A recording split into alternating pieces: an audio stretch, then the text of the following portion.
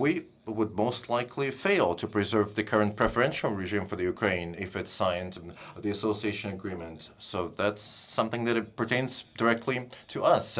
As to our readiness to provide assistance to the Ukraine, let me reiterate that both the loan that has been mentioned or any sort of a reduction in specifically gas prices, whether on a monthly or a quarterly basis, are based not on our desire to support any particular government in the Ukraine, but to support the people of the Ukraine, because it is the people, the common people, who suffer when the powers that be fight.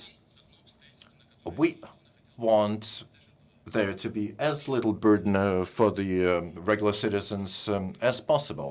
And here are two major issues. In contrast to the IMF, we did not tie this particular loan to any specific terms or conditions. However, we had, let me use the past tense, certain understandings with Prime Minister Azarov. Specifically, that the loan would be taken not only for the current public outlays, but also for structural changes.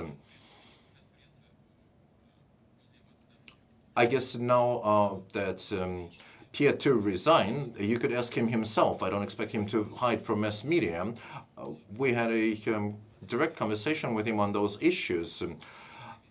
In fact, there was a lot of criticism in Russia that our government chose to waste this money without even asking for structural reforms in Ukraine. The fact of the matter is we did have an agreement with Azarov about structural reforms.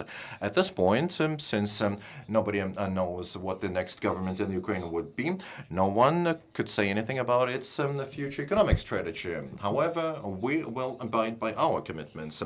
As to the second issue, that is reduced the prices on quote-unquote energy sources, the unfortunate fact is that Ukraine's debt has reached 2.7 billion, and we will try to reduce this debt by reducing prices on gas and by deferring payments. And the Ukrainian government has, in fact, asked for deferred payments. And this is probably not the worst part of what's happening. It was just this morning that I was advised that Ukraine is already asking for a deferral on the amounts due this year on already reduced prices.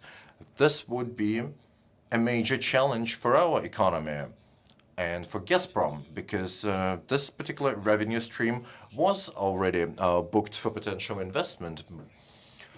But no matter who becomes the next Ukrainian Prime Minister, we intend to address those issues with them.